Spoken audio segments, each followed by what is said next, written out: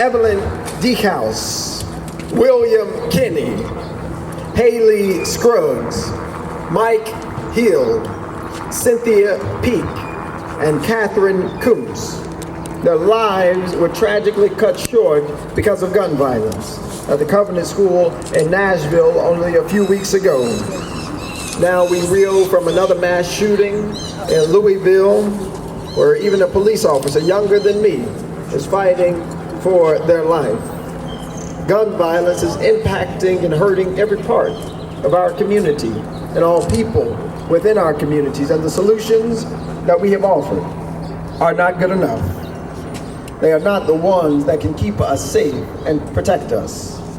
Unfortunately, the solution offered by the Republican Party in the state of Tennessee was to try and expel us, try and expel our voices, and silence our fight for an end to gun violence. They work to expel our constituents' representation by subverting our democracy for their mobocracy, where their dollars and their egos rule. But our democracy is powered by people, and people power always wins.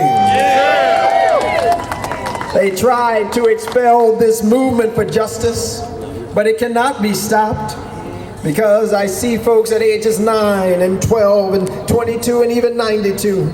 People who are refusing to be bowed down, bent, or broken.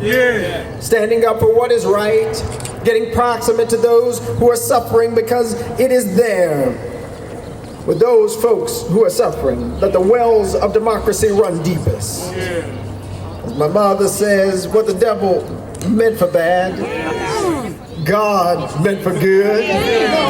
God meant for good. God needed to reignite this movement to end gun violence. God needed to catalyze the conversation about anti-democratic behavior of the Republican Party in the state of Tennessee. God needed to wake us up to the reality of this moment, that we've got a new generation and new ideas and new beliefs in order to guide us into the future. And so what Cameron Sexton meant for bad, God has turned into good. We realize that there are already more mass shootings than days in this country.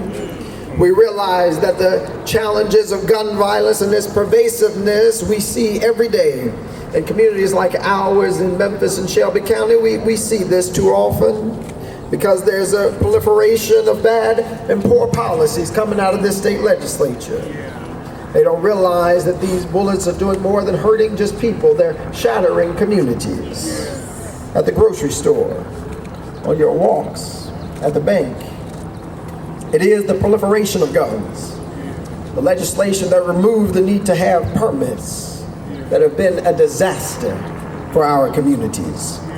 Our law enforcement, which many people praise, are being forced to go to war when they just are going to work. Kids are told to go to fortresses instead of to go to school and places of learning. We're told to go to church carrying the status quo's thoughts and prayers, while we must be in fear that somebody will walk in with an assault weapon. Because they're in the hands of ordinary citizens, we've got better solutions to these very challenging and troubling problems. And it's about time that we implement those solutions in the state of Tennessee. And we right now are showing Tennessee and the country that there's only one way forward. That the principalities and the wickedness in high places is not the way. That there will be a new building of this building, with a foundation built on love, with pillars of justice rising up, with rafters of courage covering us, with doors that are open to everybody in the state of Tennessee, not just rich somebodies, but everybody, not just straight somebodies, but everybody's, not just Republican somebodies, but everybody. We are showing this state and the country the only way forward. And I got to tell you that good news, we're going to win. I got to tell you, we're going to win. This has been a difficult legislative session if you watch anything. You've seen bills passed against drag shows. You've seen transgender children lose health care. You've seen talk about retaining third graders from school, disproportionately hurting black and brown children. You've seen some terrible things that have happened, and you might wonder, how is it that we can still in this moment, after we've just been expelled, but we're back? How we can still have courage and hope and faith in this democracy in Tennessee. Well, I believe William Cullen Bryant is right, that truth crushed to earth will rise again. I believe James Russell Lowell is right, because truth forever on the scaffold, wrong forever on the throne. Yet that scaffold sways the future, and behind the dim unknown standeth God within the shadow, keeping watch above his own. Yes, our democracy is not their mobocracy. Mob rule will never defeat people rule. We will never defeat the people's voice. We will never defeat people's First Amendment right to speak for what they know in their heart, their body, and their soul to be right. We will win because we will never quit. And if we never quit, even in a place like Tennessee, we'll see days of justice spring forth. If we never quit, we'll see the governor signing executive orders to expand universal background checks. If we never quit, we'll see a governor named Pilot demanding just legislation for red flag laws. If we never quit, I assure you we will win, because we'll always center the voices of the marginalized. We'll always center the voices of the poor. We'll always center queer folks. We'll always center marginalized folks. We'll always center excluded folks. We'll always move people who've been pushed to the periphery to the center of the conversation to lead the march toward justice. And I know that when young people and older people, when rich people and poor people build Heather McGee's solidarity dividend, justice will roll down like waters and righteousness like an ever-flowing stream. Well, Representative Pearson, how do you know?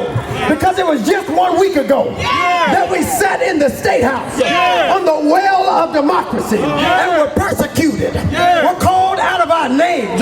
We're talked down to and talked about. We're told we didn't understand democracy. We didn't understand our responsibility. Told we didn't belong here. But today, just a week later, there's resurrection that's been promised to a persecuted people. There's a resurrection that's been promised to a persecuted people. And so for each and every one of us, we've got good news. That resurrection is promised to persecuted people. We've got news of a resurrection of hope, of a resurrection of justice, of a resurrection of faith, even in Tennessee.